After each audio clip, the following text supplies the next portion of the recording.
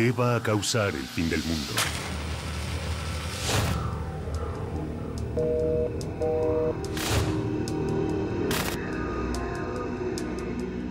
¿Una guerra?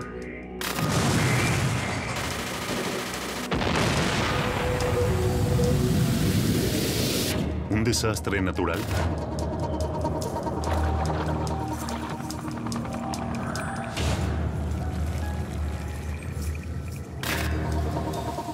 ¿Un virus escapado de un laboratorio? ¿Un arma biológica? ¿Un virus tecnológico?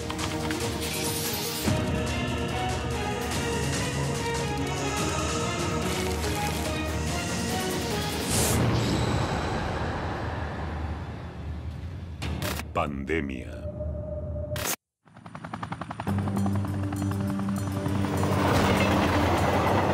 El ser humano vive preso de sus miedos. Morir víctima de una enfermedad sin poder encontrar la cura a tiempo sea tal vez uno de nuestros mayores miedos. Imaginemos que una enfermedad desconocida afecta al mismo tiempo a todo un grupo de seres humanos y en un radio geográfico determinado los mata a todos, uno a uno, y no hay cura disponible hoy. Eso es una pandemia, una verdadera pesadilla. Ahora, imaginemos que esta pandemia acabó con la especie humana, ayer. El día después de lo que fuimos, solo quedan objetos. Los humanos se han extinguido de la faz de la Tierra. La fantasía de escritores y cineastas se ha hecho realidad. El último hombre acaba de morir. Las señales fueron infinitas.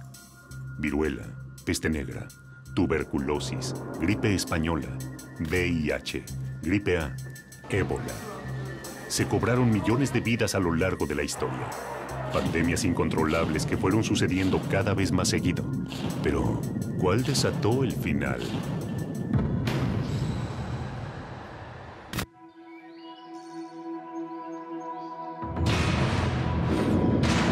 Tal vez haya sido el ébola o tal vez el silencio y la indiferencia. ¿Somos conscientes que desde diciembre de 2013 se detectó un brote de virus ébola en África Occidental? Sabemos que es el brote más severo de ébola desde 1976, con más de 4.000 muertes reportadas por la Organización Mundial de la Salud hasta el momento. El virus del ébola surgió al principio de la década del 70, en Sudán y en Congo. El ébola mata rápido. Comienza con una fiebre, dolores musculares y jaquecas, hasta que destruye el hígado y riñones del infectado, haciéndolo sangrar interna y externamente.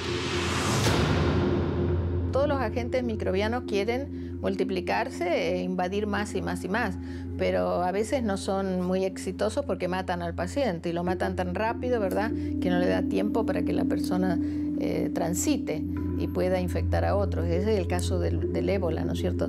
Se ha quedado siempre muy limitado debido a su alta mortalidad. Los primeros casos fueron reportados en Guinea y luego se extendieron a Liberia, Sierra Leona, Nigeria y Senegal. Hoy en día el brote aún está fuera de control. La organización Médicos Sin Fronteras responsabiliza a la comunidad internacional de mostrarse indiferente ante el brote más grave de virus ébola de la historia. 6 months into the worst Ebola epidemic in history, the world is losing the battle to contain it. En Liberia, los centros de pacientes con ébola están colapsados. El sistema de asistencia telefónica saturado. Los hospitales y las clínicas han cerrado sus puertas y el personal está asustado. Ya hubo demasiados trabajadores sanitarios muertos.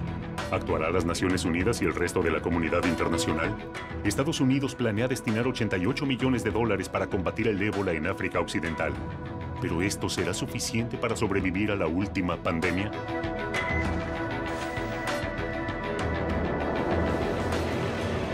La gripe A azotó México en el año 2009, atacando inicialmente en Veracruz y luego extendiéndose a nivel nacional. 14 meses y más de 18,000 muertos después, finalmente pudo ser controlada. Lo que vimos en esa ocasión es que es una forma de influenza que se presenta como casi todas, con fiebre de manera preponderante, tos y síntomas respiratorios generales. Esos son los síntomas más importantes que se presentaron y que se siguen presentando en la H1N1, que ahora ya es estacional. En una fría tarde de 2009, en el pueblo La Gloria, en el estado de Veracruz, México, María del Carmen, La madre de Edgar Hernández llegó al hospital del pueblo desesperada, con su hijo de 5 años colapsado en sus brazos. Vengo, le comento a mi esposo, le digo, ¿qué crees? Le digo, el niño amaneció mal, le iré a dar gripa, llévalo igual, me dijo, llévalo, o sea, no paro, le digo, no, ¿sabes qué? No lo voy a llevar a la escuela, le digo, como está la situación, mejor lo llevo al centro de salud. Sus temores estaban justificados. El cuadro era grave. Nadie sabía el infierno que estaba a punto de desatarse. Lo que ocurrió fue que se detectaron algunas defunciones por neumonía en gente que normalmente no muere por neumonía. La neumonía mata a los extremos de la vida, o a los niños o a los ancianos. Y se detectaron en el país algunas defunciones atípicas en jóvenes.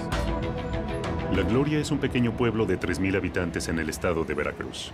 Allí viven los Hernández. Edgar nació el 14 de julio del 2005.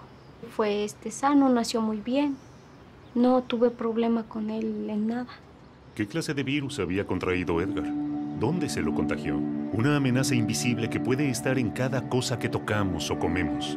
No podemos verlos, pero nosotros estamos en la mira de los virus. El tercer día yo veo que Edgar sigue igual. Si no es que peor, porque ya me decía que le dolían los huesos, que le dolía la cabeza, que le dolían los oídos. Empezó con escurrimiento nasal más fuerte y con tos. O sea que en vez de quitarle las molestias, se le complicaron más.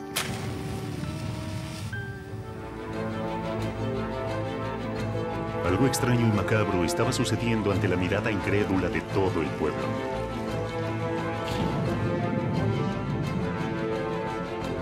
Cada vez más personas se estaban enfermando. Poco hacía prever la gravedad de lo que se estaba desatando en la Gloria y las consecuencias que podía traer a nivel nacional.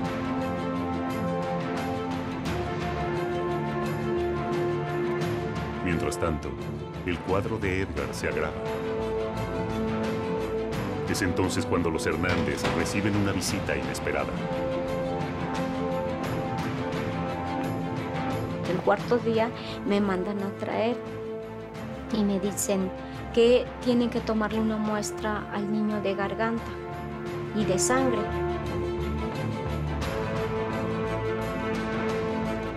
Le toman la muestra de garganta y le toman la muestra de sangre, lo cual le vuelvo a comentar, doctora, pues yo sigo viendo mal al niño, pues usted déle el tratamiento, entonces pues se lo seguí dando. Mientras tanto, en los hospitales, las cosas empiezan a complicarse.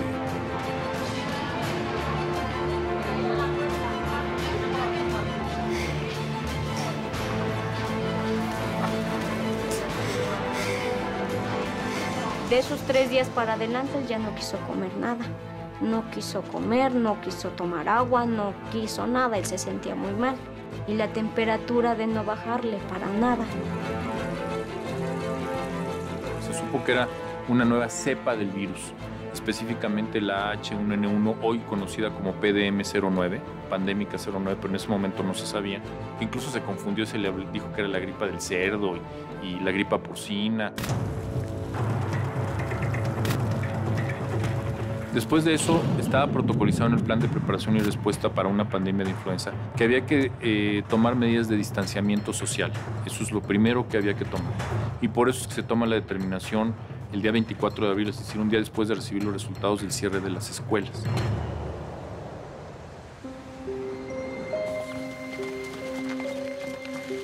Acá en el pueblo fue diferentes personas las que estuvieron pues enfermas.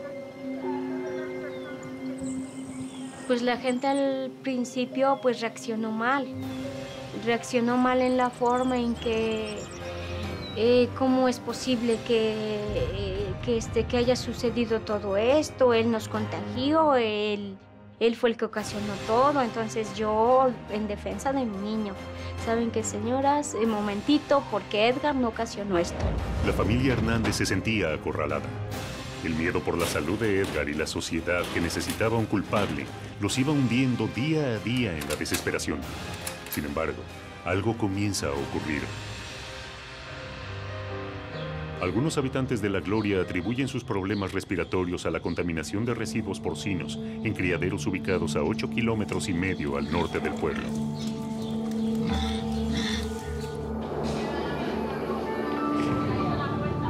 Recién a fines de abril, cuando las noticias hablaban de un brote de gripe en México DF y ya se contabilizaban más de 150 muertes sospechadas de ser producto de este nuevo virus, fue que Edgar fue identificado como el paciente cero. El verlo que la temperatura no baja, o sea, sí fue la verdad muy preocupante y desesperante, porque pues el no poder sacarlo tampoco, el no poder hacer nada, digo, pues ¿qué hago? La vida del niño pende de un hilo. ¿De qué se trata esta enfermedad que parece incontrolable? La epidemia se desata. La gente se lanza a comprar masivamente barbijos, alcohol en gel y todo tipo de antibióticos. La directora general de la Organización Mundial de la Salud, la doctora Margaret Chan, declaró la pandemia de gripe H1N1. Based on assessment of all available information and following several expert consultations, I have decided to raise the current level of influenza pandemic alert from phase 4 to phase 5. El pequeño Edgar fue uno más entre tantas víctimas de la gripe. La enfermedad parecía estar fuera de control. Una sombra acechante se cernía sobre miles de enfermos. Las muertes se suceden cada vez con mayor frecuencia. Influenza viruses are notorious for their rapid mutation and unpredictable behavior. WHO and health authorities in affected countries will not have all the answers immediately, but we will get them.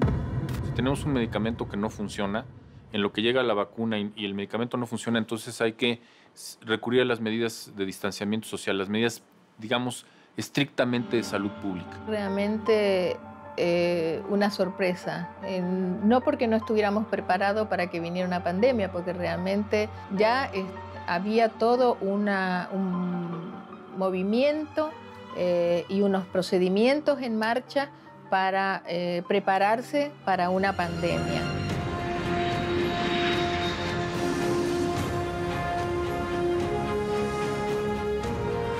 ¿De qué se trata? ¿Cómo se manifiesta? Y entonces, ¿qué lo produce? ¿Quién es el responsable? ¿Qué pasa? ¿Es un agente que ya conocíamos? ¿Tenemos herramientas para controlarlo? Es decir, tenemos tratamientos, tenemos antibióticos, tenemos vacunas, hay que desarrollarlas. ¿Funcionan? ¿No funcionan? Pero las muertes no se detienen. Mientras que en el pequeño pueblo de La Gloria se prepara un emotivo acto, todo está dispuesto. Todos los habitantes del pueblo estarán ahí. Fidel Herrera, el gobernador de Veracruz, será quien presida el acto. Aquí se inició la solución a un problema de salud pública y así vamos a seguirlo haciendo. El sapo en la mano simboliza la salud. Pues yo me curé gracias a Dios y gracias a mi mamá, que me curó también. A ver, Edgar, ¿te gustó tu estatua? Sí. ¿Estás contento? Sí. Yo fui el primero que me curé de esa influenza. Ese fue el triunfo de Edgar y de los médicos, pero no todos consiguen sobrevivir.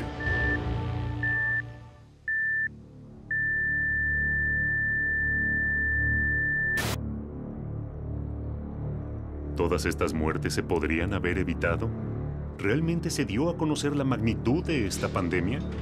¿Puede regresar? ¿Estamos preparados para eso? Algunos han tomado nota de lo ocurrido, los menos.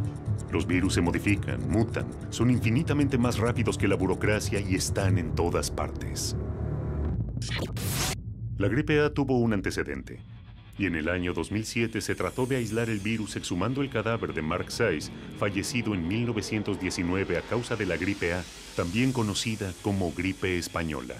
Fue efectivamente una pandemia a comienzos del siglo, 1918, y sabemos que creo que en China habrá matado como 30 millones de personas, en Estados Unidos más de medio millón, en Chile más de 20.000 muertos, muchos más afectados, no todos se morían, pero efectivamente fue un problema muy serio.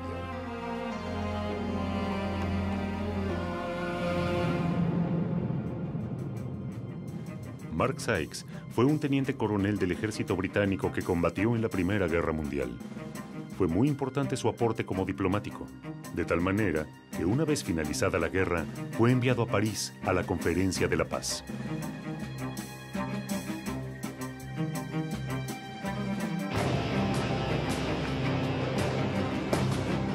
Los medios de prensa españoles hablaban con horror de lo que esta enfermedad estaba haciendo en la población española.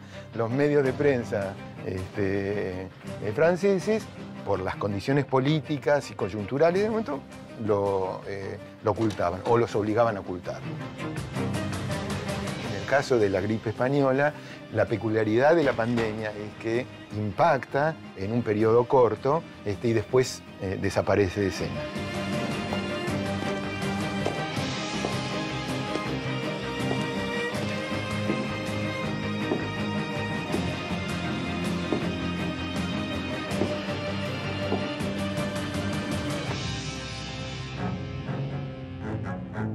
Mark fue una víctima de la epidemia de 1918 y 1919.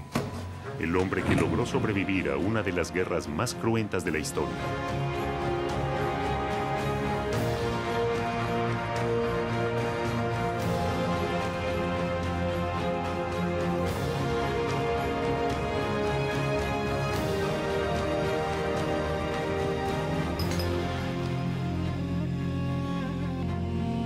Mark encontró la muerte hablando sobre la paz.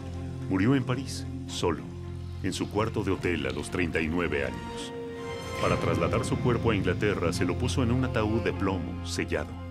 La llamada gripe española fue la primera pandemia del siglo XX y la última fue la del VIH. El VIH, o virus de inmunodeficiencia humano, es el causante del síndrome de inmunodeficiencia adquirida, conocido como SIDA, y que implica el deterioro y falla progresiva del sistema inmunológico humano, que deja al paciente indefenso contra el desarrollo de enfermedades causadas por infecciones que en personas con sistemas inmunes normales no se presentaría. Según datos de la Organización Mundial de la Salud, a escala mundial, hay unos 35.3 millones de personas infectadas con el VIH. Se calcula que en 2012 se infectaron unas 2.3 millones de personas y el número de muertes mundiales totales en el periodo 1981-2007 es de 25 millones de personas aproximadamente. Ante la aparición del VIH, se plantearon muchas dudas sobre su origen. ¿Se trató de un virus que escapó del laboratorio? ¿Fueron vacunas vencidas enviadas a países pobres? ¿Fue un virus inoculado a simios que se transmitió a humanos?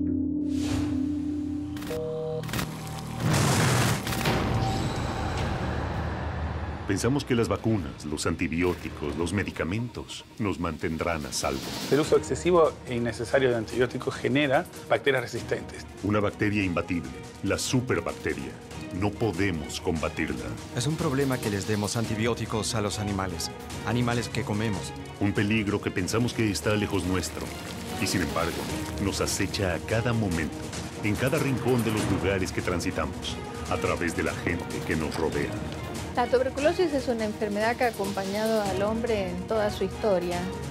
¿Puede una enfermedad milenaria como la tuberculosis mutar hasta resistir todos los antibióticos conocidos?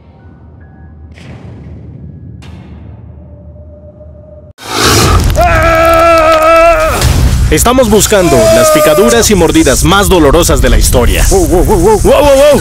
Justin Schmidt creó una escala de dolor que nosotros queremos continuar. Hora de picar. El dolor es temporal. La hazaña queda en la historia. Hay solo una cosa que puede hacerme sentir mejor, que te pique a ti también. Reyes del dolor, solo por History. Disponible también en History Play y History On Demand.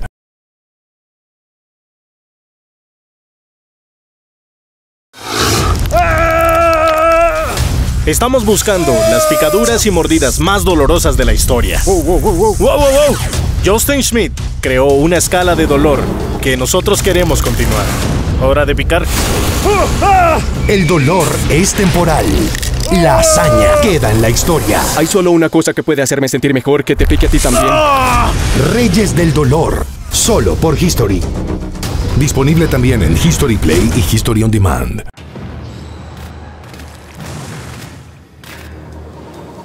Las pandemias azotan a la humanidad desde hace siglos.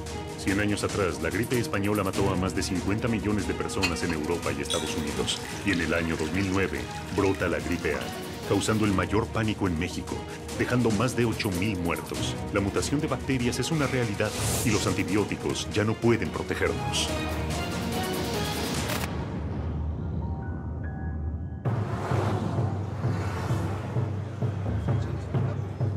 Superbacteria. ¿Es algo creado por la naturaleza o por el hombre? ¿Realmente existe o es un producto de la imaginación de Hollywood? ¿Puede ser derrotada? Los hombres son criaturas vulnerables y débiles. ¿Podrán enfrentar a un organismo invulnerable? La lucha será demasiado desigual.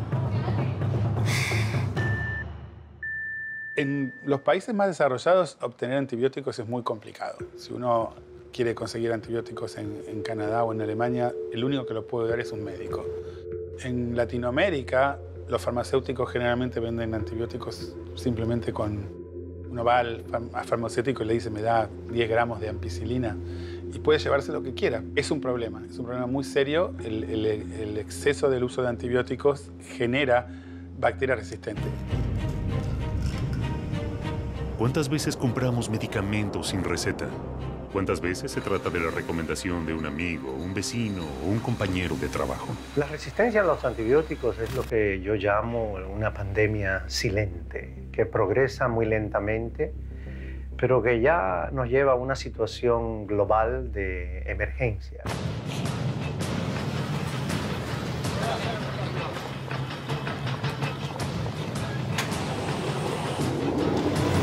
Las bacterias están desarrollando su resistencia para sobrevivir.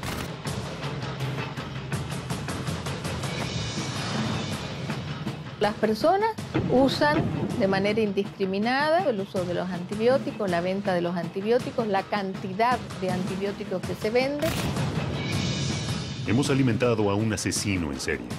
Las bacterias han ido mutando, se han hecho más resistentes, cada vez más fuertes, invencibles, peligrosas. Si utilizamos los antibióticos solamente para enfermedades en las que son eficaces, entonces impedirá el desarrollo de bacterias resistentes que llamamos superbacterias. Ahora este es el problema en este momento, pero no tanto porque les damos demasiados antibióticos a los humanos, sino que es un problema porque les damos antibióticos a los animales, animales que comemos, pollos, vacas y cerdos.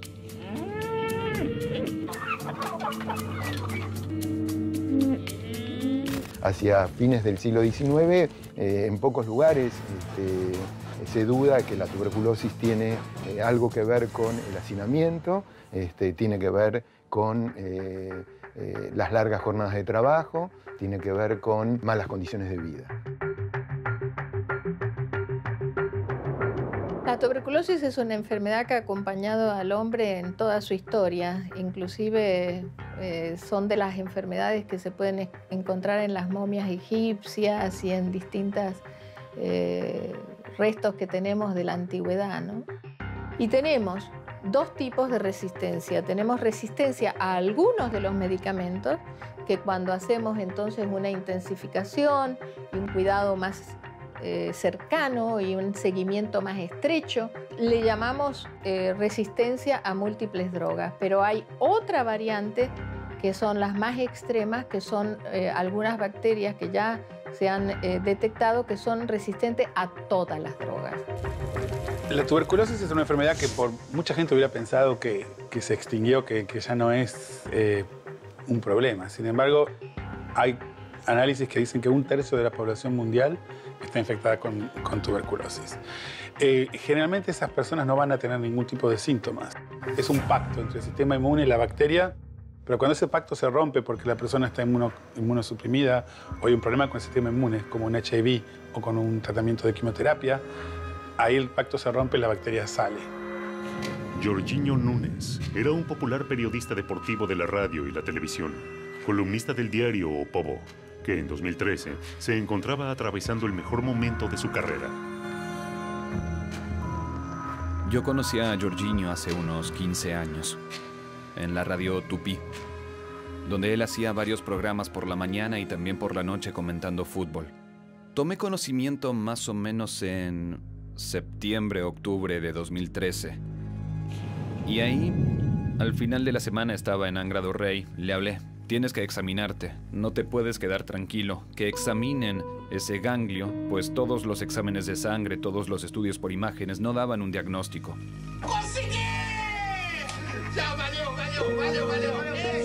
¡Eso es la jugada! Y así se hizo, él se internó y muy rápidamente le quitaron el ganglio. La cirugía fue simple y el resultado nos dijo que se trataba de tuberculosis ganglionar. Cuando se trata más anticipadamente, permite que el paciente no agrave y se logra hacer que entre el antibiótico y el sistema inmune del paciente combatan esta infección. Creo que la demora en iniciar el tratamiento, infelizmente, fue un factor decisivo para el resultado. Después de meses de lucha, Jorginho Nunes no sobrevivió y el día 31 de enero de 2014 falleció a los 63 años de edad. El hecho de que la tuberculosis no mate de manera tan fulminante como otras enfermedades pareciera que la convierte en una enfermedad más benévola. Sin embargo, esto no es así. Estamos viviendo en este momento en el mundo, por un lado, una caída importante de los casos de tuberculosis en la mayoría de los países, incluyendo en la región de las Américas, pero por otro lado el surgimiento de unas formas de tuberculosis causadas por esta bacteria que está desarrollando resistencia. ¿Solo contagian los enfermos o acaso pueden contagiar los sanos? El pasado tiene una respuesta. Mary Mallon llegó a Nueva York desde Irlanda en 1884, cuando tenía 15 años. En 1900, trabajó como cocinera en una casa de Mamaroneck, un pequeño pueblo cercano a Nueva York.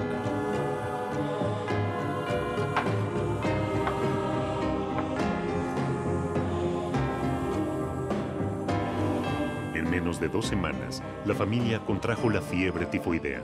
Se trataba de una enferma con tifus asintomática, o sea que ella facilitaba la transmisión de la propagación de la enfermedad sin saberlo. La lavandera murió.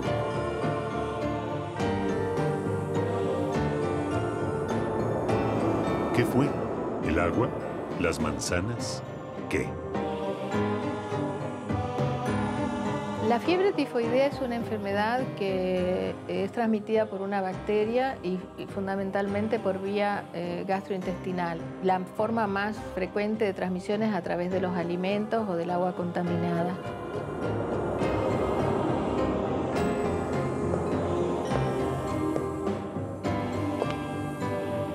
Al año siguiente, Mary se mudó a Manhattan y la familia cayó enferma con tifus. Luego trabajó para un abogado y 7 de los 8 miembros de la familia se enfermaron, hasta que en 1906 se instaló en Oyster Bay, Long Island, en una casa de veraneo alquilada por un rico banquero, Charles Henry Warren, y su familia.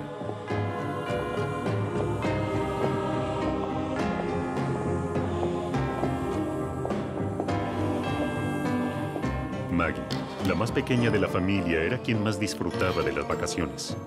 Esa casa era el sitio ideal para pasar el verano.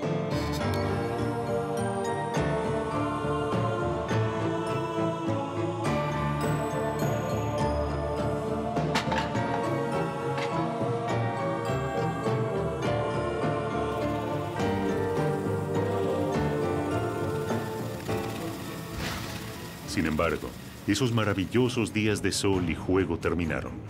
Primero el jardinero y 2 criadas cayeron enfermas. Luego la enfermedad fue metiéndose dentro de la familia.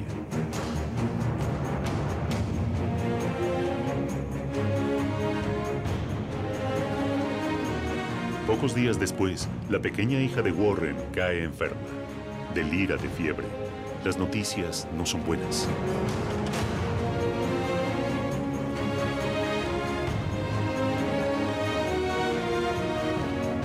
Pero esta vez Mary no espera y sin dar aviso se marcha de la casa.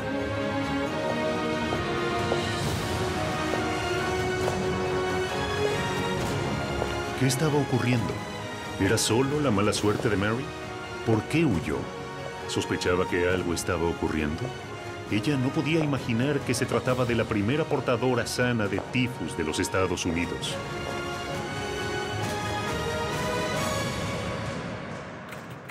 Warren le alquilaba la casa a John Thompson. Thompson consultó con los médicos expertos que analizaron el agua potable, los residuos, el sistema de alcantarillado y llamó también a un ingeniero sanitario llamado George Soper, que empezó a investigar.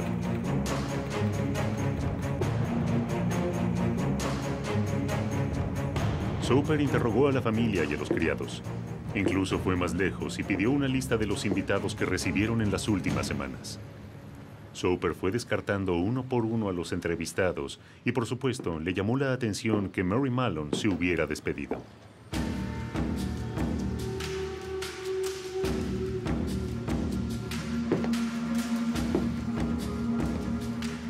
Soper fue a la agencia de empleo donde contrataron a Mary y descubrió que en todas las casas que había servido, las personas se habían enfermado de tifus. Mary había dejado un rastro siniestro de enfermedad y muerte. Soper siguió atentamente la noticia de la enfermedad hasta que en marzo de 1907 llegaron a su conocimiento los informes sobre una familia de Park Avenue en Nueva York que había contraído la enfermedad.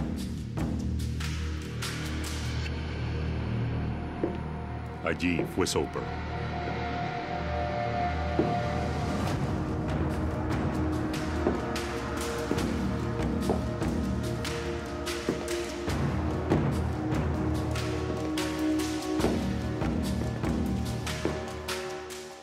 Y por fin se encontró frente a frente con Mary en la cocina. Soper le pidió hacerse un análisis, pero Mary se negó y sobre todo negó estar enferma. Harta terminó echándolo amenazadoramente.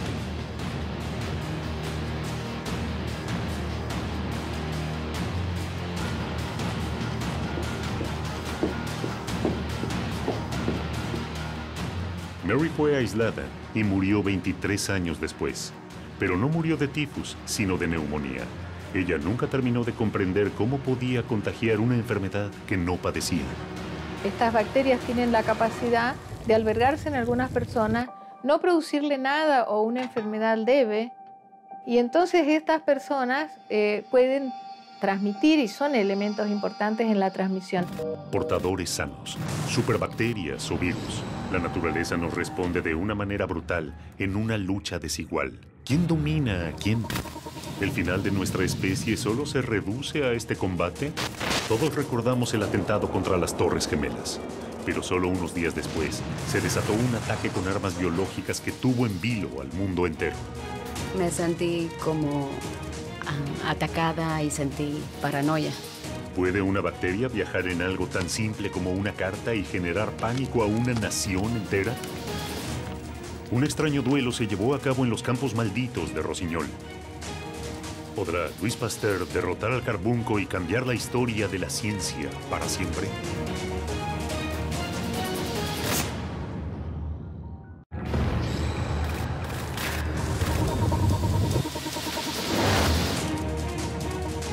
Una enfermedad milenaria como la tuberculosis o una nueva cepa de la influenza. La historia ya dio varios avisos. No sabemos cuál puede ser la próxima pandemia, pero la amenaza está latente.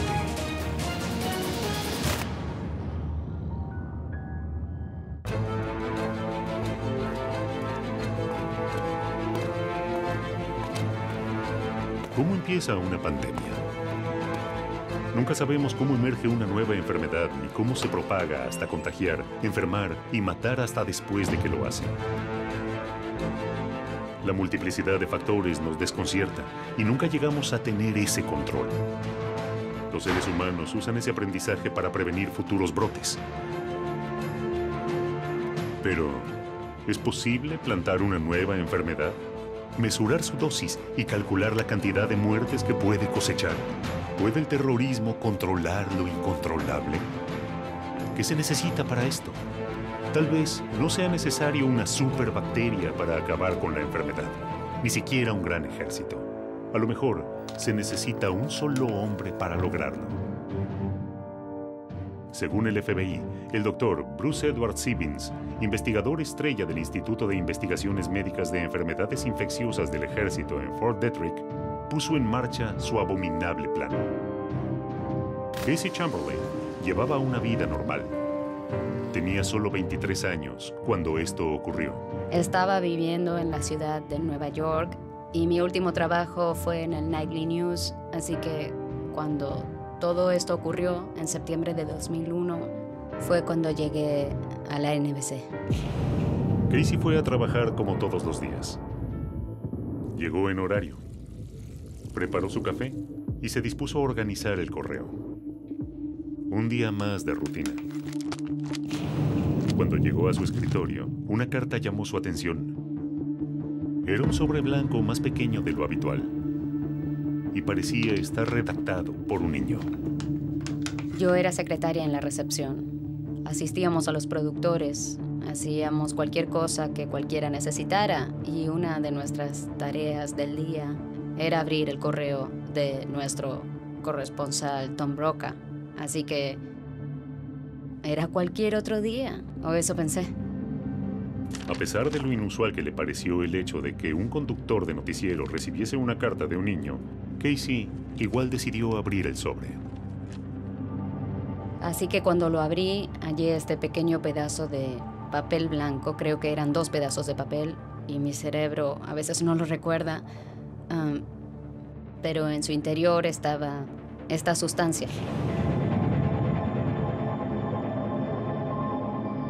La sustancia parecía una mezcla entre azúcar morena y arena. Y la carta tenía un mensaje intimidatorio. Casey pensó que era algo muy raro. Nunca había recibido este tipo de correo para Tom Brokaw. Se lo mostró a sus colegas y luego lo tiró al contenedor de basura. Porque no sabía qué era y no quería que nadie contrajera nada.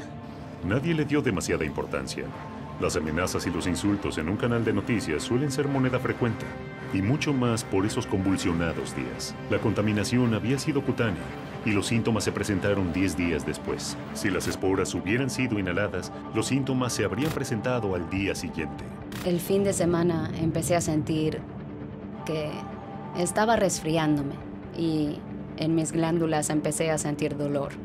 Ella comenzó a tener inflamación en los ganglios linfáticos al lado del cuello, sintió congestión, se sentía muy enferma, que es bastante típico en las primeras etapas de inhalación de anthrax. Cuando me enteré de que tenía anthrax, obviamente fue increíble y sentí miedo, como atacada, sentí paranoia y sentí terror. Una de las razones por las que el anthrax ha sido particularmente utilizado con fines militares y en el terrorismo como un arma es que cuando se encuentra en forma de esporas, que es la forma en que normalmente existe, es inanimado, es duro, desgranado en un sentido microscópico muy pequeño. Miles de esporas se pueden inhalar y nunca se sabrá siquiera que se estuvo en contacto con esas esporas, que permanecieron latentes durante no solo décadas, sino posiblemente siglos. Una vez dentro de su cuerpo, ya sea a través de su piel, pero especialmente si es inhalado por los pulmones, entonces esas esporas pueden convertirse en lo que se denominan organismos vegetativos y reproducir y causar la muerte a través de una toxina que liberan. En el transcurso del fin de semana, el estado de Casey empeoró rápidamente. Para el domingo en la noche, sus glándulas estaban extremadamente inflamadas. Casey sabía que algo estaba mal. Ellos pensaron que estaba teniendo alergia o algún tipo de reacción alérgica en mi cuerpo. Así que cada uno de ellos me prescribió, como todo el mundo lo haría, un antibiótico que comenzó a matar a todo lo que estaba pasando en mi cuerpo.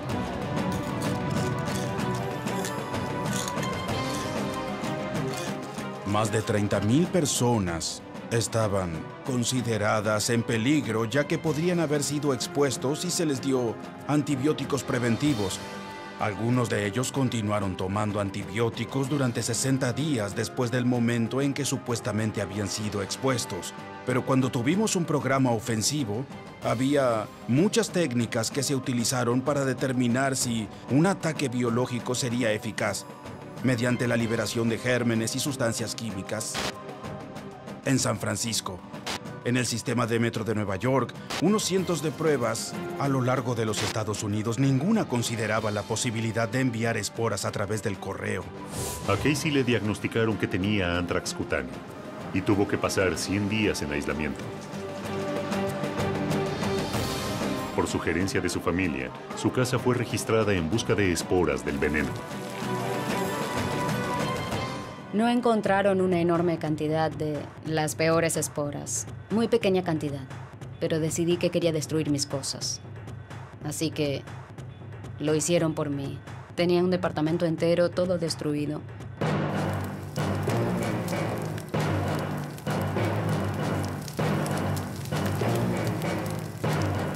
Me siento con suerte, porque todavía estoy aquí. Estoy agradecida por eso todos los días.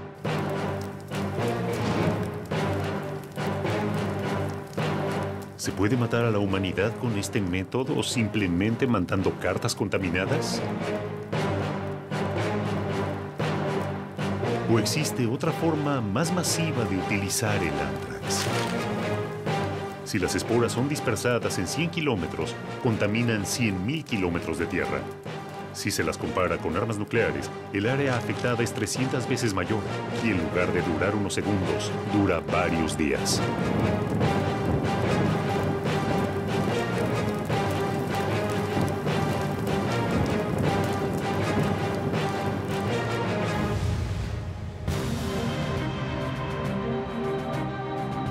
Los campos malditos de la pequeña aldea francesa de Pouilly-le-Fort fueron testigos de un curioso duelo entre el veterinario Hipólito Rossignol y el químico Louis Pasteur. Entre los presentes hubo periodistas, ganaderos y la gente del pueblo ansiosa de ver cómo se desarrollaba esta batalla científica. El desafío comenzó cuando Pasteur anunció que había logrado hacer inofensiva la bacteria mortal del carbunco o anthrax y elaborado la vacuna.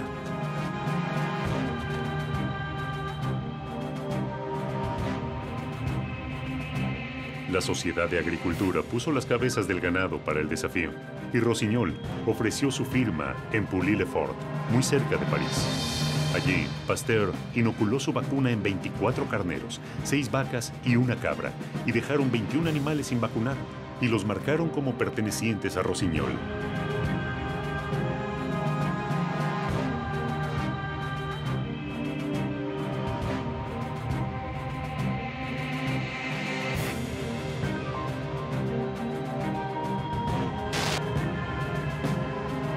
El triunfo fue de Pasteur. El ganado de Rossignol estaba muerto. El hombre encontró la solución para vencer al anthrax, pero fue el hombre también quien lo perfeccionó en un laboratorio, convirtiéndolo en un arma letal. ¿Cuánto tiempo falta para que alguien logre convertir a todo el planeta en un campo maldito? El anthrax es una bacteria utilizada en bioterrorismo, pero no sería la única bioarma. Teorías conspirativas hablan de la manipulación de virus como la fiebre hemorrágica. Por ahora es solo una teoría, pero el miedo a un ataque con este virus aterroriza por su rápido poder asesino. ¿Será este el final? ¿Una pandemia desatada por el hombre o por un virus preparado en un laboratorio? Anthrax, fiebre equina, cólera, fiebre hemorrágica. El escenario no es una ficción. Ya ha ocurrido con el anthrax. No hay garantía de que no pueda volver a ocurrir. Incluso podría estar ocurriendo en este momento. El Instituto Nacional de la Salud, que es el principal impulsor en Estados Unidos de la investigación biológica, ha visto su presupuesto recortado. Esto afecta cualquier tipo de potencial protección que se pueda conseguir contra agentes químicos o biológicos. ¿Es el bioterrorismo o su lucha contra él lo que terminará con la humanidad? ¿Es una nueva amenaza o llevamos siglos conviviendo ante la posibilidad de un ataque biológico? El primer antecedente de un ataque con armas biológicas no es reciente. En el año 1346, en la zona de Crimea, Sin saberlo, un ejército mongol introdujo la peste negra en Europa y llevó adelante el primer ataque biológico de la historia. La ciudad de Caffa era la puerta de entrada al comercio en Europa. Había un muro alrededor de la ciudad y los tártaros, que eran un grupo tribal de los musulmanes, intentaron en el año 1346 crear un asedio en la ciudad de Caffa y se encontraron de pronto con un gran número de personas muertas y moribundas. No entendían lo que era un agente biológico, no sabían acerca de los agentes biológicos como bacterias, pero la gente se estaba enfermando con la plaga, que más tarde se llamó la peste negra. Lo que hicieron fue utilizar catapultas para enviar los cadáveres de las personas fallecidas que habían muerto de la peste a través de los muros de la ciudad para tratar de infectar a los residentes europeos. Y al parecer tuvieron éxito. Muchas de las personas de esa ciudad se enfermaron y luego murieron. 7 siglos han pasado de la pandemia de la peste negra, que casi extermina a la población europea. ¿Puede repetirse? ¿Alguien en este momento puede estar trabajando para que esto suceda? Los que nos atacan están listos, y como los antiguos guerreros, preparan sus catapultas para terminar con la humanidad.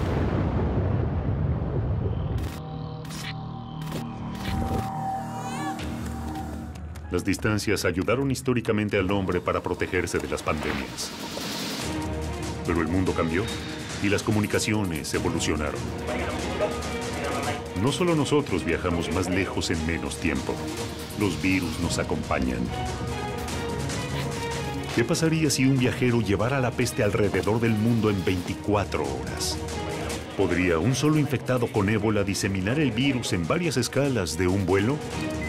Las comunicaciones nos unen y al mismo tiempo nos hacen vulnerables cada vez más.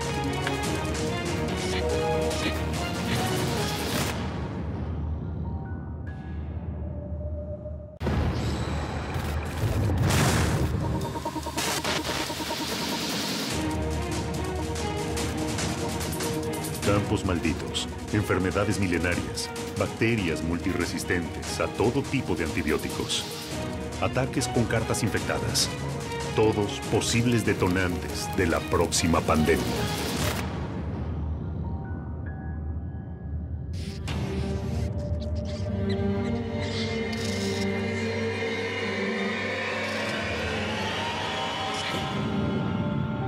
La peste negra parece lejana en el tiempo. Una pandemia que no podría repetirse. Sin embargo, hace muy poco tiempo, apenas el 24 de diciembre de 2013, se expandió una alerta en Madagascar. Más de 40 muertos y 80 infectados por peste bubónica en ese país, en la que podría ser una de las peores y más peligrosas cepas de la enfermedad.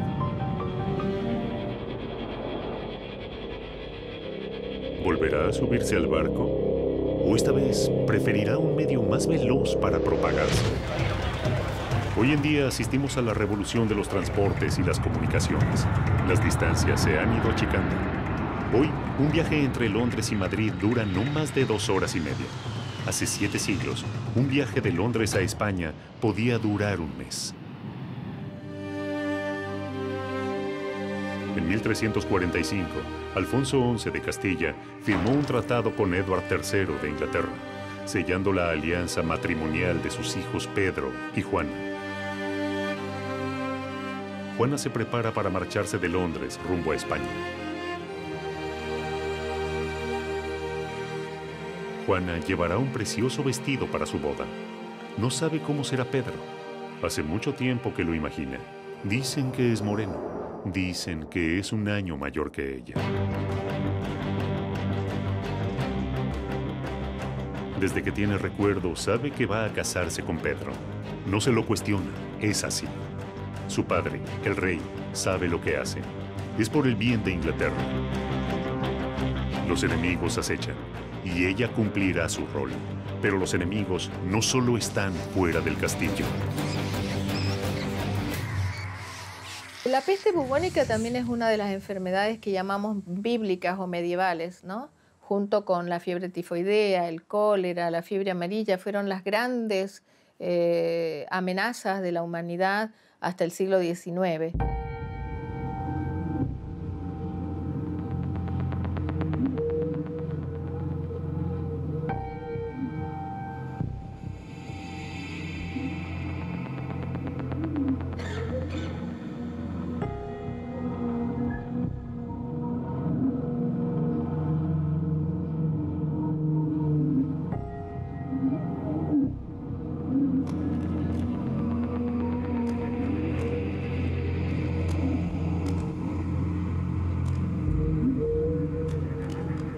La niña que había crecido preparándose para su boda terminaría siendo una novia eterna.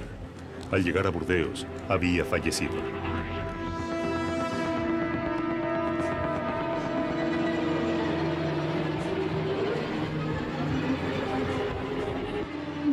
Juana de Inglaterra falleció a causa de la peste negra. Sus efectos personales fueron incinerados y su cuerpo dejado en una fosa común.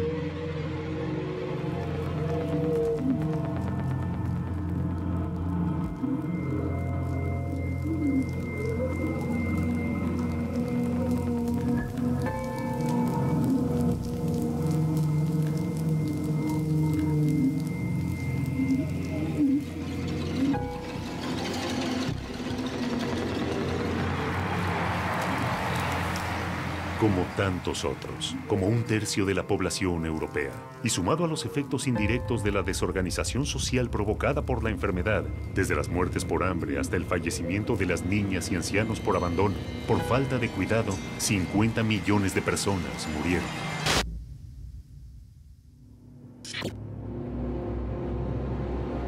En el siglo XIV el mundo era muy grande. Las comunicaciones hacían que las distancias fueran, en muchos casos, insalvables. Esto hizo que la peste no haya podido propagarse aún más. Pero hoy, con la revolución de las comunicaciones, el mundo se ha hecho más pequeño. En el aeropuerto de Heathrow, operan casi 100 líneas aéreas que van a 180 destinos en 90 países.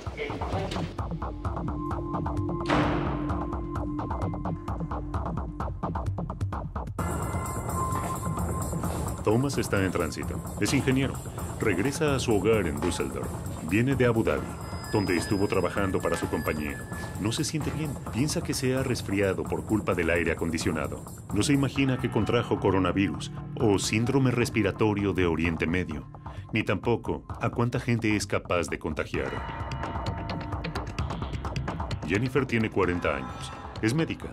Acaba de llegar de Londres para asistir a un congreso de cardiología. Viene de Ciudad del Cabo, Sudáfrica. No sabe que en 2 semanas el cólera la habrá matado. ¿Cuánto tiempo pasamos en un aeropuerto? ¿Con cuánta gente nos conectamos?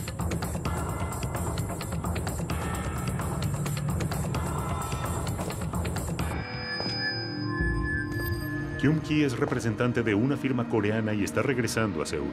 Está feliz de reencontrarse con su familia. Llegará enfermo. Se va a recuperar pronto. No así su esposa, a la que contagiará de H7N9, más conocida como gripe aviar, y estará grave. Los Hinojosa están de paseo. Han recorrido distintas ciudades europeas. Regresan a México. Elena ha cuidado en todo el viaje a su hijo Gael de que no se resfríe. Sin embargo, un abrigo no podrá defenderlo del virus que lo llevará al hospital. Hay que recordar que vivimos en un mundo globalizado, en un mundo donde se toma un avión en Buenos Aires y 7 horas más tarde estamos en Nueva York. Y se ha demostrado la transmisión de bacterias y de virus en vuelos de largo tiempo. No hay respeto ya por fronteras. Con la habilidad del hombre de viajar en avión alrededor del mundo en solo 24 horas, creo que es muy posible que se dé una nueva pandemia de aquí a los próximos años. Así de pequeño se ha vuelto el mundo. Así de peligroso lo hemos convertido. Y a cada instante estamos más vulnerables. ¿Hay margen aún para evitar una pandemia? ¿Existe realmente alguien que pueda detener nuestra destrucción? En ese mundo pequeño hay seres más pequeños que pueden ser letales. Los mosquitos. Están cerca, muy cerca. En la calle, en nuestras casas. No asustan, no les tememos. Incluso los subestimamos. Pensamos que a lo sumo será una picadura. El dengue ya es una enfermedad instalada acá y si usáramos la definición de que es un agente nuevo, no podríamos clasificarlo como una pandemia. Es una enfermedad que tiene 4 virus y cada uno no da protección contra el otro, es decir, no hay lo que llamamos defensas cruzadas en los 4 virus del dengue. De modo que cualquier persona puede tener 4 veces dengue del distinto origen. Y por otro lado, esa también es la razón por la cual es tan difícil desarrollar una vacuna contra el dengue. Hay teorías que avalan que los mosquitos transgénicos se pueden llegar a convertir en las nuevas bombas asesinas contra los hombres, solo con modificar su secuencia genética.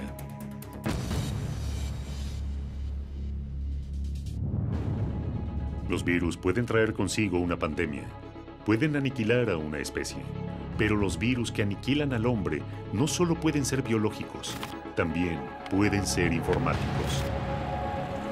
El virus Michelangelo fue el primero en ocupar las tapas de los diarios y quizás por su difusión se pudo morigerar su impacto. Sin embargo, tuvo todas las características de una pandemia. ¿Qué pasaría si no pudieran ser contenidos? ¿Y si los antivirus fallaran? Son prácticamente invisibles, no se escuchan, no se palpan, pero tienen un enorme poder que puede terminar con nosotros. Todos los días aparecen nuevos virus creados en búnkers informáticos. Se suele pensar que los ataques son domésticos o al nivel de empresas, pero jamás en lo que consideramos sistemas inexpugnables. ¿Alguien podría entrar a la NASA o a la Armada de los Estados Unidos? Cuando me inicié en el mundo de la informática tenía 13 años. Julio Ardita nació en Santa Cruz, en Argentina, y viajó por todo ese país debido a los traslados que tenía su padre. Hasta que finalmente, a los 14 años, recaló en Buenos Aires, en un pequeño departamento del barrio de Palermo.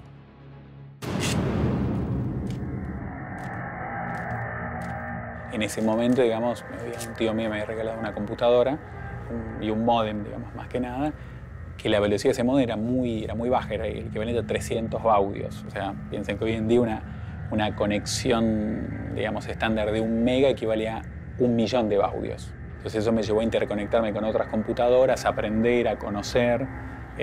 Me conecté vía módem con otros sistemas informáticos, empecé a conocer a otra gente que estaba en la parte de redes, sistemas.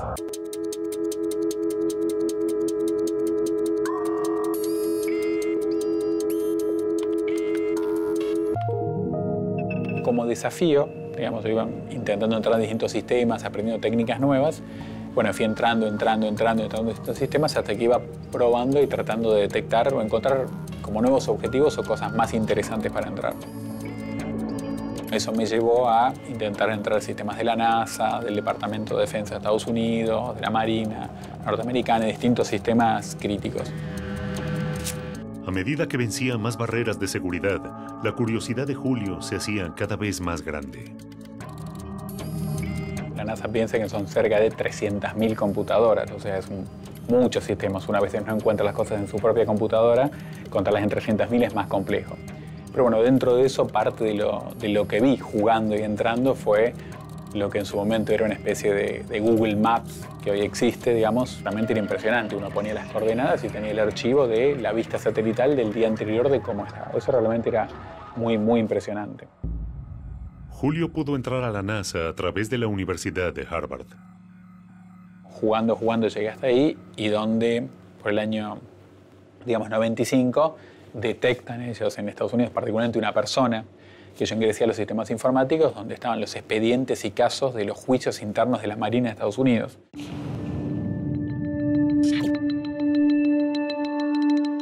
Peter Garza, de NCIS, es el primero que advierte que alguien ha irrumpido en los archivos del Naval Criminal Investigative Service.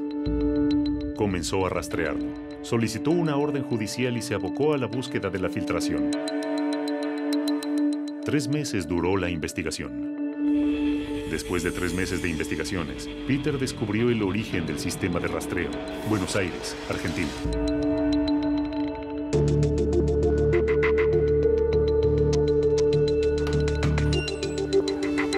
El 28 de diciembre de 1995, Julio llegó a su casa por la noche, luego de estar con su novia. Al ingresar a su edificio, se encontró con un panorama muy inusual. Decenas de colillas de cigarrillo estaban tiradas en el pasillo, frente a su puerta. Me encuentro con mis papás y mi madre sentada en el sillón, así que yo lo miro con cara de ¿qué pasó? Y ellos me preguntan, bueno, ¿y qué pasó? Digo, no sé qué pasó. Mira, vinieron un allanamiento, vinieron cerca de 25 personas. Entonces me preguntan, ¿qué hiciste? Le digo, nada. Las autoridades se llevaron la computadora de Julio, la de su hermana y sus padres. También se llevaron una impresora y todo tipo de dispositivo electrónico que pudiera contener información. Yo tuve 2 procesos judiciales, uno en Argentina, otro en Estados Unidos, en Boston, que es donde estaba Harvard, que es donde fue la sede.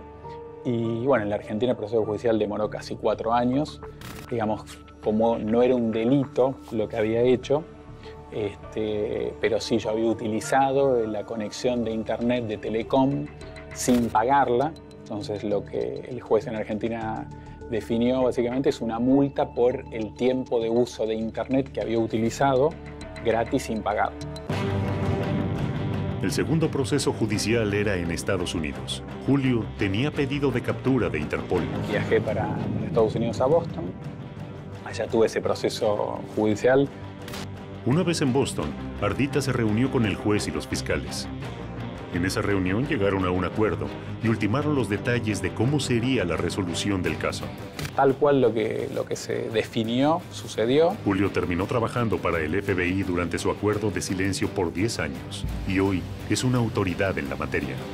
Hoy hay sistemas, en realidad hay sistemas informáticos que ayudan a generar ciertas moléculas en base a distintos componentes que se generan y se manejan y se definen a nivel tecnológico informático. Es decir, hay un programa que define, bueno, quiero desarrollar una sustancia, una molécula, se definen los componentes se toman y el sistema, digamos, genera esa molécula X. ¿Será una mecha que se está encendiendo sin saber a dónde conduce?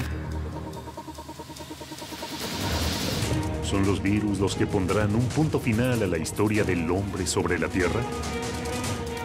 Pero, ¿son todos los virus biológicos? ¿O hay otro tipo de virus? Otras formas de ataque.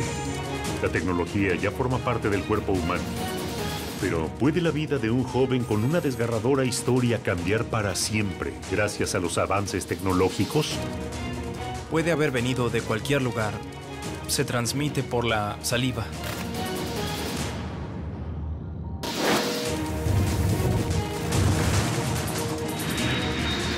La velocidad de las comunicaciones acorta cada día más las distancias entre países. Las enfermedades ya no conocen de fronteras.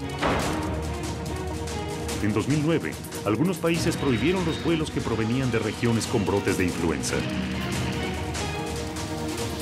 ¿Pero son las enfermedades quienes pueden generar un nuevo contagio masivo?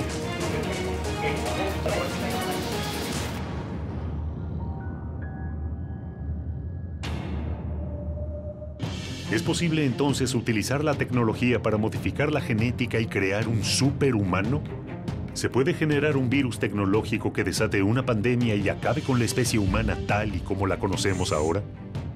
¿Nos puede reemplazar un nuevo ser humano mejorado y diseñado desde un laboratorio? La tecnología mejoró la vida de Pedro Pimenta y le devolvió casi todo lo que había perdido. Nací en Brasil. A los 18 años tuve una meningitis meningococcemia que me hizo perder los 4 miembros. Y hace 4 años que estoy en Estados Unidos. Contraje la meningitis meningococcemia cuando tenía 18 años en Brasil. Vivía en San Pablo y la verdad no tengo cómo saber cómo fue que adquirí la bacteria. Pudo haber venido de cualquier lugar. Ella se transmite por la saliva, de modo que pudo haber sido la tos de alguien. Cuando era muy joven, tuve compañeros que tuvieron meningitis en Brasil. Había oído hablar, pero nunca pensé que podía llegar a amputaciones, como en mi caso. El mayor brote epidémico de meningitis ocurrió a finales de los 90, donde afectó a 250,000 personas y el 10% murió.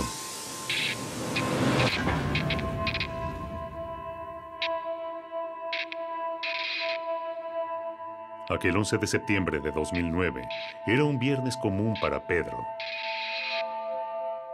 Se había encontrado para almorzar como hacía habitualmente con un compañero. Comenzó a sentirse mal y fue para su casa. Al llegar, comenzó a tener fiebre y vómitos. Pedro no se sentía nada bien. Ya a la noche, esos síntomas comenzaron a empeorar.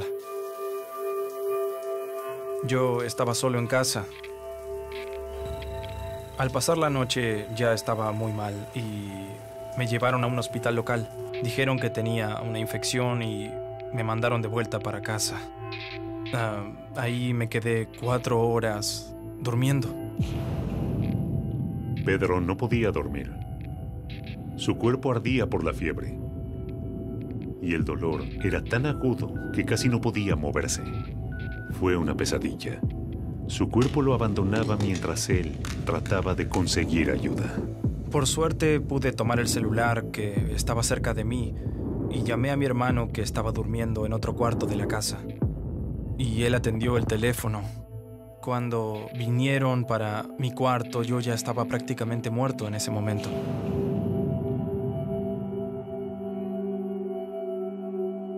Cuando llegué al hospital ya inconsciente, estaba con muy pocas chances de sobrevivir, menos de 1% de chances de sobrevivir. Fue muy rápido, realmente muy rápido. Me desperté del coma después de una semana de estar en el hospital. Yo no tenía ni idea de dónde estaba porque cuando llegué ya estaba inconsciente.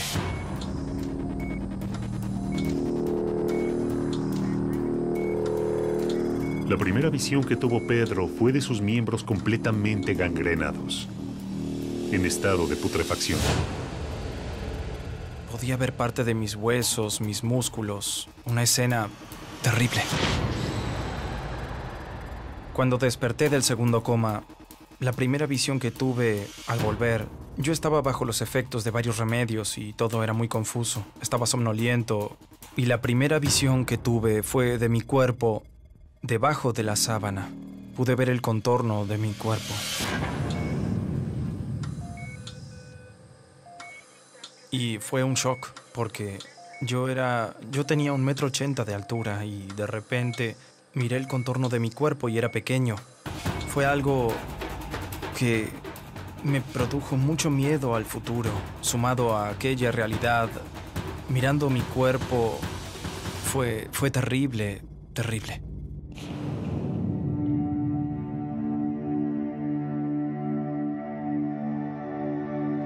Hay una forma que todavía no sabemos cuáles son las condiciones que tienen las personas afectadas, que al segundo o tercer día comienzan a tener trastornos masivos de la coagulación y formas hemorrágicas graves, como producen coágulos, ¿no? Entonces cierran esos vasitos pequeñitos que tenemos en los pies y en las manos, y por las extremidades comienzan a producirse gangrena, es decir, la muerte de la carne por la falta de irrigación y de oxígeno.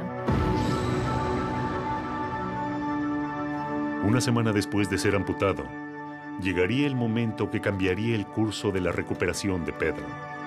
Muy cerca del hospital, en el estadio Morumbi, AC/DC, su banda de rock favorita, tocaba en San Pablo después de 13 años.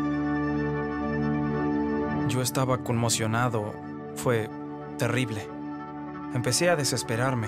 La primera cosa que dije cuando desperté fue: yo quería ir al show de AC/DC y obviamente no tenía posibilidades de ir. Además, la situación todavía era peor porque AC/DC tocaba en un estadio que quedaba a 2 calles del hospital donde yo estaba. Y 2 semanas antes del recital, mi médico, el doctor Ofir, entró a mi cuarto y me dijo: hola, Pedro. Hablé con el director del hospital y vamos a liberarte por 2 horas, reservar una ambulancia, vas a entrar al estadio, vas a ver tu show. Probablemente no consigas escuchar todas las canciones, pero tendrás 2 horas y después te traeremos de vuelta al hospital. Y llegó el día, el 27 de noviembre de 2009. AC/DC vino a tocar a San Pablo, me pusieron en una ambulancia. La ambulancia entró al estadio con 70,000 fanáticos.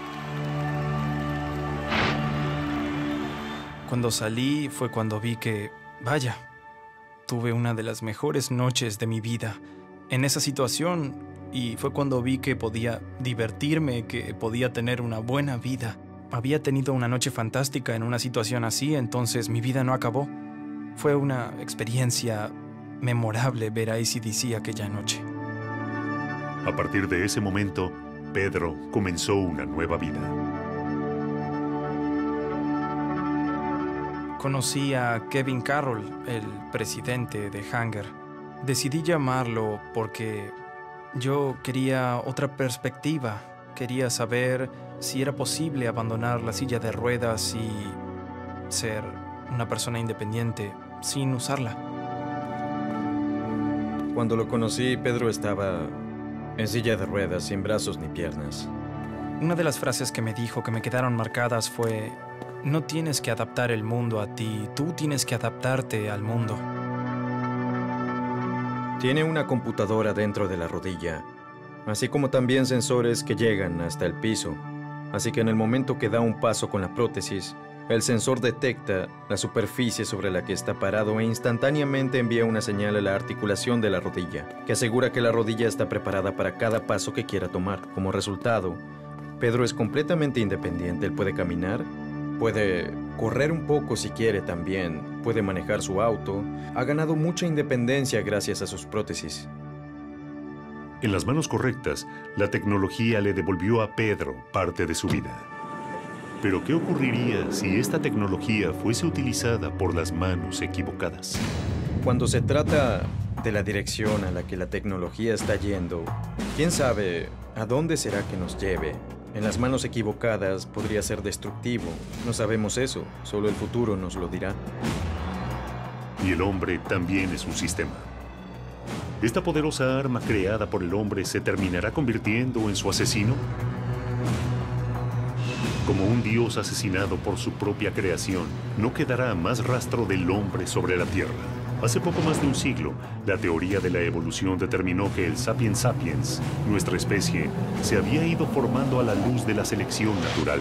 Sin embargo, no se sabía entonces, ni se sabe aún, qué fue lo que gatilló la divergencia evolutiva. ¿En qué momento nos separamos de los primates? ¿Por qué? ¿Fue un evento? ¿Fue una sucesión de acontecimientos? No lo sabemos. Y si no tenemos ese registro, ¿podremos darnos cuenta si se está repitiendo el evento? ¿Sortearemos como especie una nueva selección o alguien cambiará nuestro destino? ¿Esta nueva escalada tecnológica llegará a poner en manos de las máquinas el destino de la humanidad? Toda especie tiene un enemigo natural. En el caso del hombre, se sostiene que su peor enemigo es el propio hombre. Ya conocemos los ataques, pero ¿hay hombres preparados para enfrentarlos? No creo que sea irracional estar preocupados por una pandemia en el futuro. Son muchos los que están esperando el final. Se preparan. Chris Petrovich sobrevivió a varias pandemias, pero sabe que aún falta la batalla final.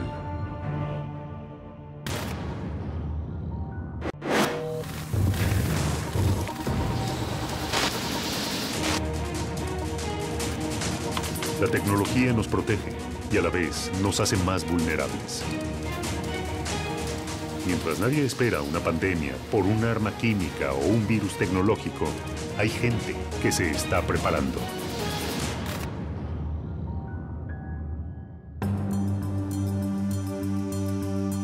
Las armas químicas son aquellas que utilizan sus propiedades tóxicas para matar, herir o incapacitar al enemigo, tales como el cianuro, el gas mostaza o el sarín. Cuando hablamos de armas químicas, estamos hablando de un agente que disemina venenos en toda el área. Vimos un efecto terrible del agente nervioso sarín que está siendo utilizado en Siria con toda claridad por el gobierno sirio. Un arma química en las manos equivocadas tiene el poder de causar un daño devastador, como el ocurrido en Siria en el mes de agosto de 2013. Por los informes de las investigaciones de Naciones Unidas y otros, hay más de 1000 personas, incluidos varios cientos de niños, que murieron por el gas sarín lanzado por el gobierno. Una vez más, el hombre combate a su propia especie. ¿Uno de estos agentes podría ser el exterminador?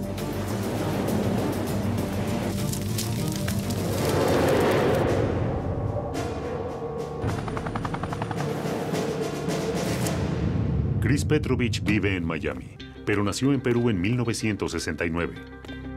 Chris es un prepper, un especialista en supervivencia. Por trabajo viajó a África, donde un brote de ébola se estaba produciendo.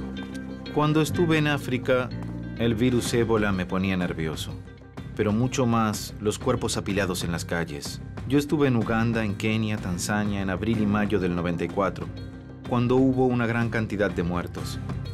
No sé, vi miles de cuerpos que intentaban sepultar en Uganda. Los preppers son personas que se alistan de manera activa para afrontar por su cuenta cualquier tipo de emergencia. Una catástrofe natural, el colapso económico, una explosión atómica o una pandemia.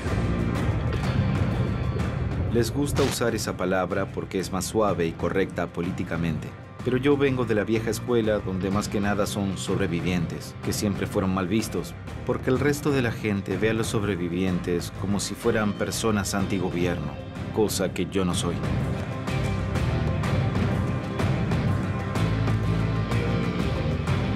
Personalmente creo que la gente siempre debe seguirle el rastro a las noticias sobre salud. ¿Qué enfermedades rondan? ¿Qué riesgos a la salud puede traer viajar? Por eso pienso que es muy importante. No creo que la gente deba estar paranoica, sino todo lo contrario. Creo que deben estar tranquilos y proveerse de los suministros médicos necesarios para ser utilizados en caso de una emergencia. No es la paranoia ni el sensacionalismo lo que mueve a estas personas, sino más bien la confianza y la seguridad de que algo va a pasar. El fenómeno prepper actual comenzó hace 5 o 6 años con la caída de la economía. Y tradicionalmente hemos visto en los Estados Unidos aproximadamente cada 20 o 30 años que cuando la economía cae, más gente está interesada en la supervivencia y se vuelve prepper. En este momento estamos consultando a los especialistas en defensa y preparándonos para el peor de los escenarios.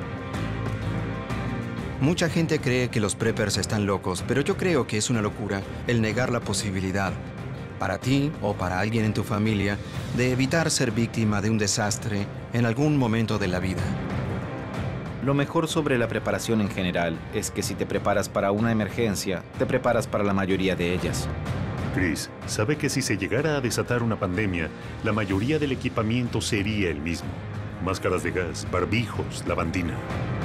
Tengo aproximadamente unos 50,000 galones de cloro para desinfectar. También tengo trajes químicos para protegerme de la basura o cuerpos o cualquier cosa que entre en contacto con mi piel. Así no me infecto con nada. Chris es parte de una red de preppers en Florida que están organizados para todo tipo de catástrofes.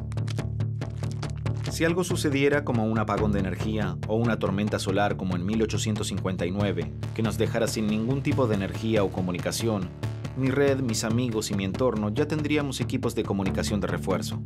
En otras palabras, si un día la electricidad se fuera, tendríamos lugares específicos dentro de las 24, 36 o 48 horas para poder encontrarnos, dejar mensajes y comunicarnos. Pero también tendríamos equipos eléctricos que están protegidos en jaulas. Entonces no importa lo que pase, todavía tendríamos formas para comunicarnos y sabríamos que si todo falla, tendríamos 2 días para reunirnos en algún lugar donde podríamos intercambiar información y generar algún plan para seguir adelante. Si se desatara una pandemia o una catástrofe a nivel masivo, ¿los gobiernos estarían listos para ayudarnos?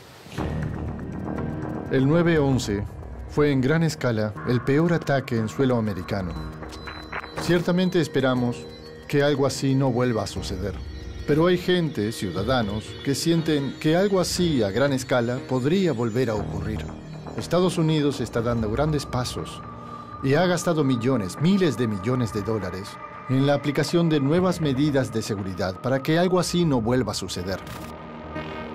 El gobierno de Estados Unidos supuestamente está organizado, tiene muchos recursos.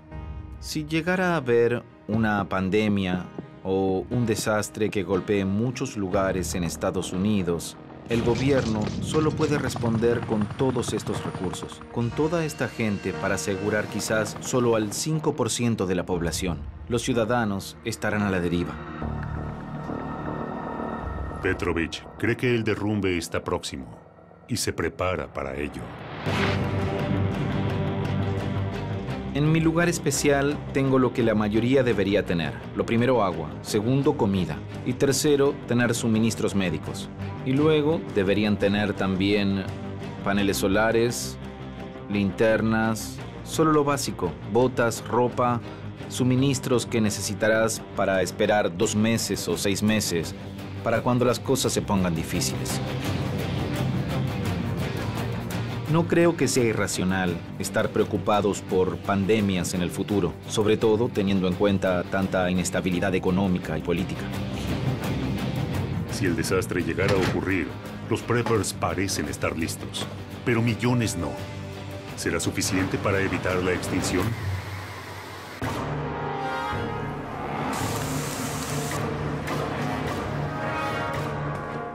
Enfermedades, virus informáticos, ataques biológicos, pandemias. Están entre nosotros, latentes, listos para atacar. El final está cerca. ¿Nos salvaremos? ¿Podremos evitar una nueva pandemia? Va a haber una pandemia, sin duda. ¿Cuándo? No sabemos. ¿De qué? No sabemos, pero va a ocurrir. Este sueño de controlar las enfermedades infecciosas, yo creo que es como la utopía, ¿no? Vamos en camino hacia ello y en el camino aprendemos, pero nunca sabemos si vamos a llegar.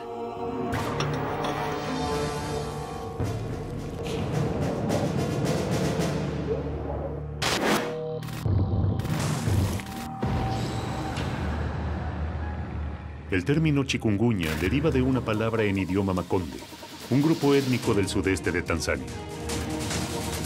Esta palabra no parecería estar vinculada a un virus que dobla a las personas por el dolor y la fiebre.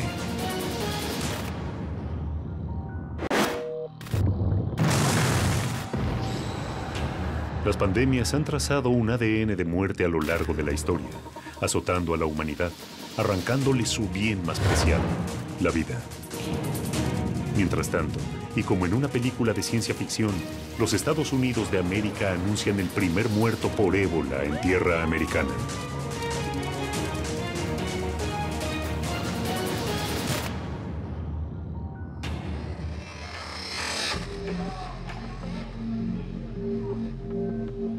El chikungunya está azotando Centroamérica en este preciso momento. Se transmite por la picadura de un mosquito infectado. Los mismos mosquitos que transmiten dengue. Los síntomas son fiebre, fuertes dolores articulares, dolores musculares, dolores de cabeza, náuseas, cansancio y erupciones cutáneas. Pero por sobre todo, lo más característico es que los pacientes llegan doblados por el dolor. Nicaragua, Venezuela, El Salvador, Colombia, República Dominicana, Puerto Rico, y la lista sigue.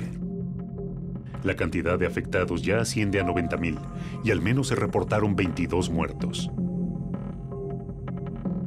Aún no existe cura contra el chikungunya.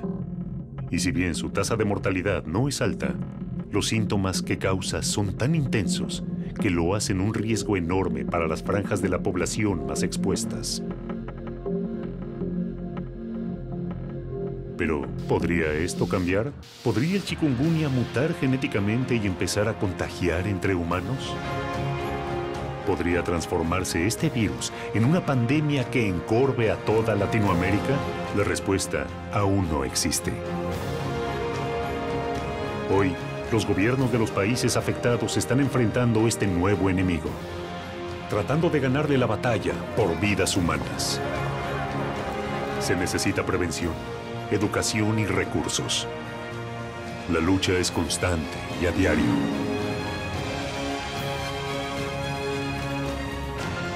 Nadie sabe ni puede asegurar qué es lo que puede llegar a ocurrir.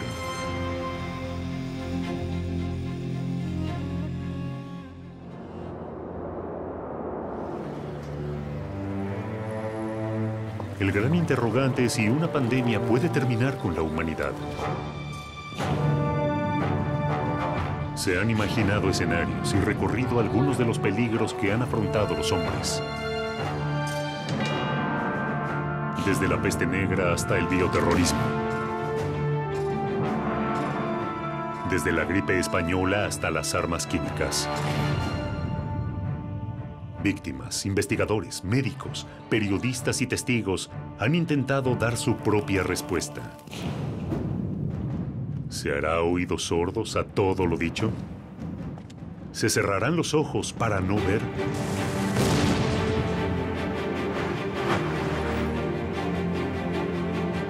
Ya no hay excusas para no darse cuenta de que la humanidad está realmente en peligro.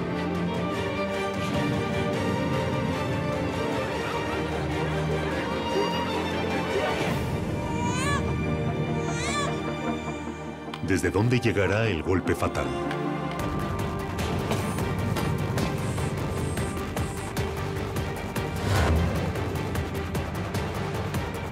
¿Qué es lo que va a terminar con nuestra especie? Definitivamente, una pandemia. ¿Originada por causas naturales? ¿Producida por nosotros mismos? En este preciso momento, se puede estar produciendo un virus que por error pueda escaparse del laboratorio. Ahora, en este momento,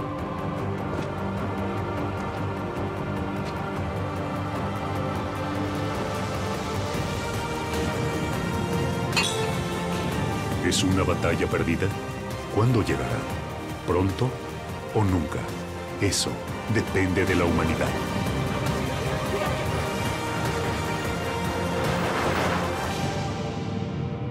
¿Sobreviviremos?